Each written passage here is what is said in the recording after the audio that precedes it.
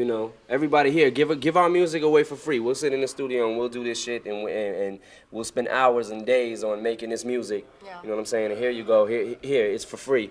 Meanwhile, me and Dre will go work at a burger place and flip burgers. You know what I'm saying? And do the music and basically whore ourselves for people. You know what I'm saying? Like, here, we're your whores. Take our music for free. You know what I'm saying? A former sound engineer for rap icon Eminem has been charged with leaking and selling unreleased music, allegedly receiving approximately $50,000 in Bitcoin for the tracks. Federal prosecutors announced the charges against 46-year-old Joseph Strange of Holly, Michigan, on Wednesday, accusing him of copyright infringement and interstate transportation of stolen goods. Strange, who worked at Eminem's recording studio in Ferndale, Michigan near Detroit, held his position for 4 years before being let go in 2021.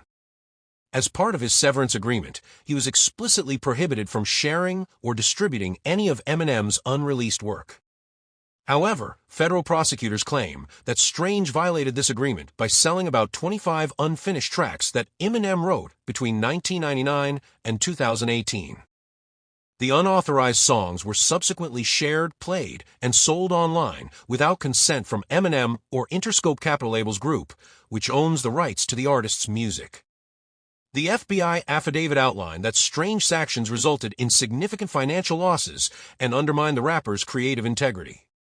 The leaks were first detected in January 2024 when current employees at Eminem's studio came across unreleased tracks surfacing on platforms like Reddit and YouTube. Recognizing the material as unfinished versions of the rapper's work, they promptly reported the incident to federal authorities. According to court documents, the leaked songs had been stored on highly secured hard drives at the studio. These drives were password protected, not connected to the internet, and kept in a locked safe when not in use. Investigators confirmed that only 4 employees had access to these drives between 2007 and 2021, one of whom was Strange, the sole former employee among the group. A significant break in the case came when an anonymous tipster provided information about an online user who went by the screen name Doja Rat.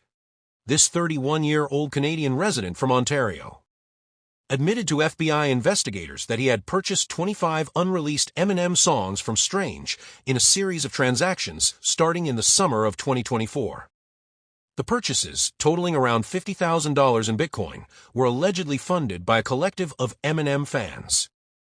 During conversations with investigators, Doja Rat claimed that Strange boasted of possessing over 300 unreleased songs as well as handwritten lyric sheets from Eminem.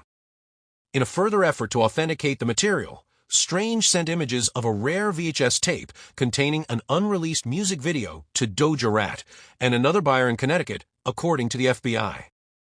Following a search warrant, federal agents raided Strange's home in January, uncovering a trove of Eminem's original handwritten lyric sheets secured in a safe. Additionally, the FBI recovered the previously mentioned VHS tape.